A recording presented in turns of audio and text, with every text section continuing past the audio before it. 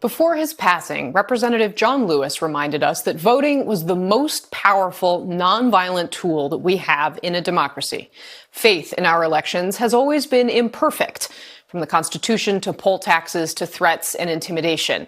And the act of voting has come at a high price for millions.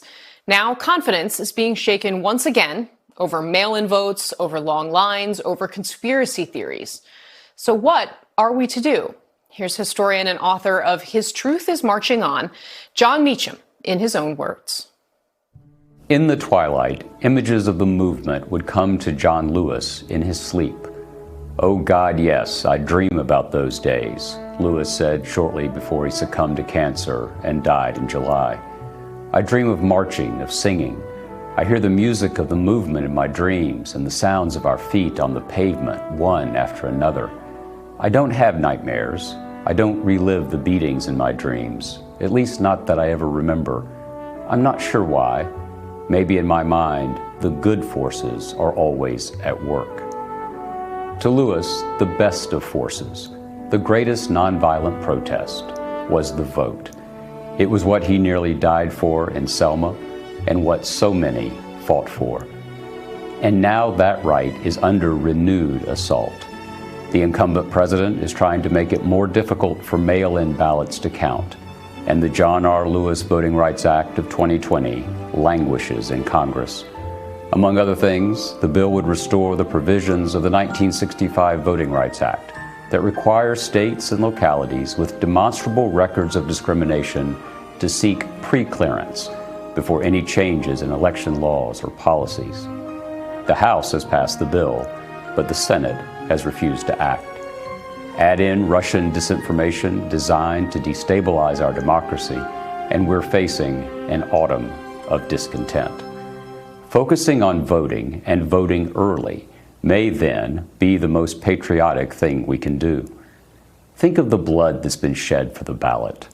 There's the saga of John Lewis and so many other black people in the American South. And this year marks the centennial of the 19th Amendment, which granted women the suffrage. A few months before the Second Continental Congress broke decisively with Great Britain, Abigail Adams advised John Adams to remember the ladies. At Seneca Falls in July 1848, a women's rights convention issued a declaration of sentiments and resolutions that sanctified a movement's creed. We hold these truths to be self-evident, that all men and women are created equal. The climactic drama came in the years of Woodrow Wilson, when Alice Paul, focused on the ratification of the 19th Amendment, kept the pressure on. Demonstrators known as Silent Sentinels stood outside the White House every day. When arrested, they would refuse food in jail, leading to dreaded force feedings, in which prison officials would jam tubes carrying milk and mush through the protesters' nostrils. All so that you and I could vote.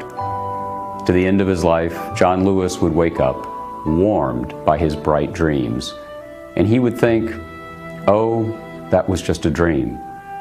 Then he'd think, "But you have to believe that it can be real, that it can be more than a dream." And it can be.